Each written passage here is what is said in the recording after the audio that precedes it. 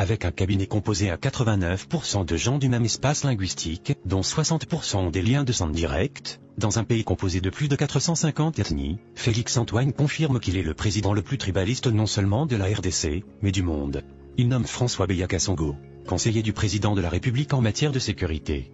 Il fait de son ami personnel originaire du même village que lui, Sylvain Kabongo, secrétaire particulier. Cet homme, connu sous son vrai nom Topin Mokangue Chahi, est un complice de longue date du président de la RDC. Avec lui, ils ont été impliqués dans les années 90 et début 2000 dans des dossiers judiciaires en Belgique. C'est ainsi que, pour fuir la justice européenne, Topin Kabongo s'était réfugié au Canada où il vivait de l'aide sociale jusqu'à la nomination de M. Félix-Antoine à la tête de la RDC.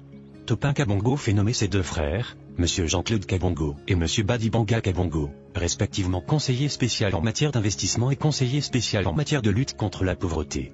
M. Vidier Dzimanga est un autre louba de l'entourage bruxellois de Félix Dzilombo, connu pour la contrebande, falsification et contrefaçon, et nommé conseiller spécial en charge des questions stratégiques, avec sa cousine, Mme Bestine Kazadi nommée conseiller spécial en matière de coopération et d'intégration régionale. La liste est loin de s'arrêter là. Félix Dzilombo nomme son oncle, connu sous le nom d'Abeteo Dzilomba, comme conseiller principal au Collège Culture, Arts et Questions Religieuses. Ses cousins Jean-Paul Moulamba, Paul Mundela, Gilbert Mundela Dzimanga, de triste mémoire, et Michel Moulamba, vont occuper les postes d'assistant logistique, d'assistant personnel. Revenons sur Gilbert Mundela Dzimanga, décédé mystérieusement en janvier 2020 à Nairobi, au Kenya, pendant qu'il était en mission officielle de son patron. Les manifestes de l'aéroport de Nairobi révèlent que depuis mars 2019, M. Gilbert faisait de navettes chaque week-end en jet privé en train Gili et Jomo Kenyatta avec des malles pleins de devises étrangères pour le déposer dans les comptes ouverts à Nairobi par le nouveau homme fort de la RDC, en complicité avec les autorités kenyanes, qui se réclament être parmi les parrains du pouvoir de Félix. Dans le milieu d'affaires et politique, on raconte qu'avec la mort suspecte de Gilbert, le président congolais a perdu des millions de dollars dissipés dans des comptes, dont Gilbert seul connaissait le secret et était le seul légalement à avoir accès.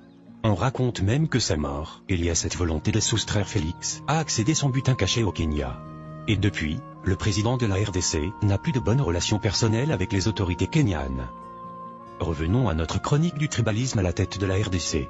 D'autres proches louba de l'ethnie du président congolais occupent des postes tout autant stratégiques que lucratifs. Alexandre Kayebé sera nommé conseiller spécial en matière d'infrastructure. Roger Kamba va laisser sa pratique médicale en pédiatrie au Canada pour devenir conseiller spécial en charge de couverture des maladies universelles. Monsieur Marcel Kaloubi Mankanda deviendra conseiller principal au Collège des relations avec les institutions, services et organismes publics. Le sulfureux Marcelin Bilomba est nommé conseiller principal au Collège économie et finances. Le cousin de Félix Ambroise Kazambou Mokinei est porté à la tête du déconseiller en charge de planification, agriculture, pêche et élevage. Le collège infrastructure sera confié à David Mukeba Kalangé. Madame Kalilouda prendra le collège urbanisme et environnement. Le président congolais ne s'arrête pas là. Décidément, il veut donner une santé financière à sa famille biologique aux dépens des finances de la République. Il fait de Patrick Poilu Abeya et de Nicolas Kazadi ses ambassadeurs itinérants. Il va chercher son gourou Yazuki Tanguay et fait de lui haut représentant et envoyé spécial et place José Kazadimbouyi comme un de ses représentants personnels, alors que Rémi Kankou devient son envoyé spécial, M. Alain Tatibilolo son intendant, M. Jacques Ilonga Mouila, décédé, Clarisse Kankou, Gabin Kalambayi Kapena, M. Francis Kayebé et son cousin Taylor Lubanga deviennent tous ses chargés des missions. Ses cousines Clémentine Zibola et Madame Bibiche Kabegele deviennent respectivement secrétaires administratifs et chargés des relations publiques. Sans oublier Jean-Claude Bucassa nommé assistant du conseiller spécial du chef de l'État en matière de sécurité, M. Freddy Kangoudia, chef du protocole adjoint, Abraham Luvakabwanga, directeur de la presse présidentielle, François Miamba, coordonnateur national du conseil présidentiel de veille stratégique, son frère Claude Zizekdi, coach sportif personnel du chef de l'État, son oncle, Monseigneur Mulomba, décédé, chef de la maison civile du président. La liste n'est pas exhaustive. Car il suffit de gratter la composition des cabinets de chaque conseiller cité ci-dessus pour constater que la quasi-totalité de ces cabinets sont composés des membres de famille de ces conseillers, tous louba, comme le chef de l'État congolais, Antoine Félix Dzilombo.